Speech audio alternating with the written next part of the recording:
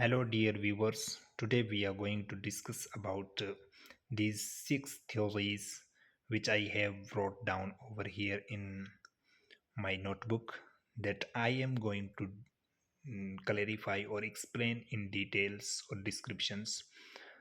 And we have to understand these theories. And when we will understand properly or completely, then these theories will be helpful in order to understand geography subject. And you just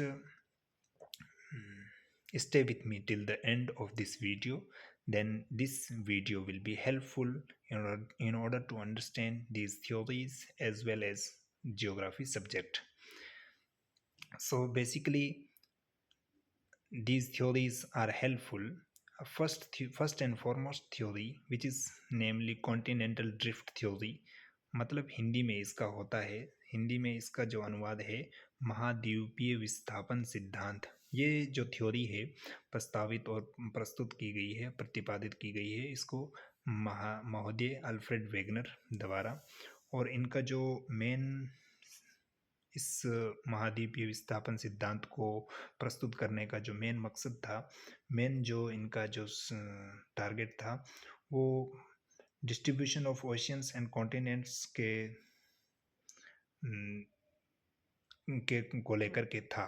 उनका जो main सिद्धांत था यहाँ continental drift theory को लाने का। According to Wegener, all the continents formed a single continental mass and mega ocean surrounded the same। मतलब कि उन वेगनर के अनुसार सारे के सारे कॉन्टिनेंट्स क्या थे, जो इस समय जो जितने भी कॉन्टिनेंट्स हैं और ओशियंस हैं वो एक ही हुआ करते थे जिसका नाम पेंजिया था। और ओशन जो एक हुआ करता था उसका नाम पेंथालासा था। तो 200 million years ago 200 million years ago the supercontinent Pangaea began to split. मतलब यहाँ पर क्या है कि जिसको पेंजिया नाम दिया था वो क्या है कि अलग हो गया, टूट करके दो भागों में विभाजित हो गया। कॉन्टिनेंटल मासेस लोरेशिया और गोंडवाना लैंड, एक हो गया लोरेशिया और दूसरा हो गया गोंडवाना लैंड। तो एक नदन पार्ट में और दूसरा सदर्न पार्ट में रिस्पेक्टिवली। बाद में क्या है कि लोरेशिया और गोंडवाना लैंड मुसलसल continued to break into various smaller continents that exist today। मतलब कि आज जो जितने कॉन्टिनेंट्स हैं, कॉन्टिनेंट साउथ अमेरिकन कॉन्टिनेंट और नॉर्थ अमेरिकन कॉन्टिनेंट और एशिया कॉन्टिनेंट और Europe continent, these are all continents और ओशियंस, पैसिफिक ओशियंस और X Y Z, there are so many continents. So मतलब उस समय उन्होंने क्या है कि एक एक बताया, तो उसको लेकर के उन्होंने कॉन्टिनेंटल ड्रिफ्ट थ्योरी लेकर के आए और पेंजिया से महाद्वीप अलग हुए। तो उसके बाद में 1912 में उन्होंने ये थ्योरी दी थी उस समय। कन्वेक्शन करंट थ्योरी, इसका जो मतलब है ये मेंटल करंट से, मेंटल जो हमारी लेयर है वो दूसरी परत है जो क्रस्ट से निचली है, वो नीचे आती है, उसको उसका मूवमेंट जो हुआ तो उसके कारण से ये इन्होंने आर्थर होम्स ने कन्वेक्शन करंट थ्योरी दी 1928 में।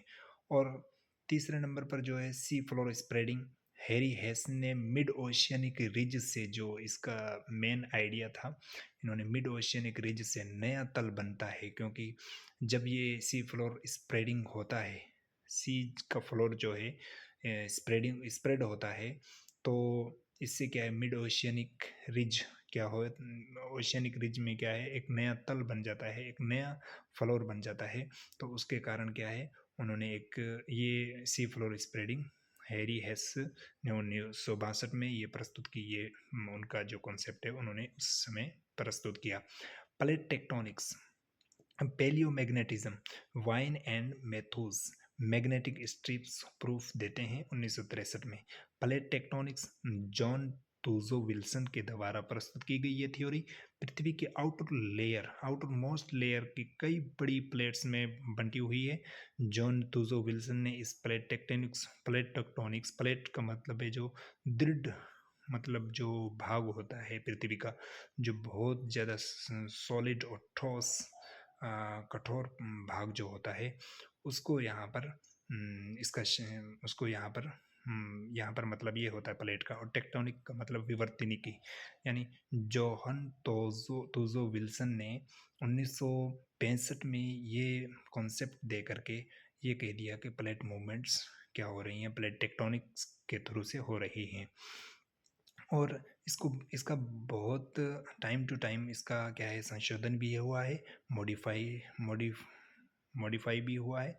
तो इसका नया नया वर्जन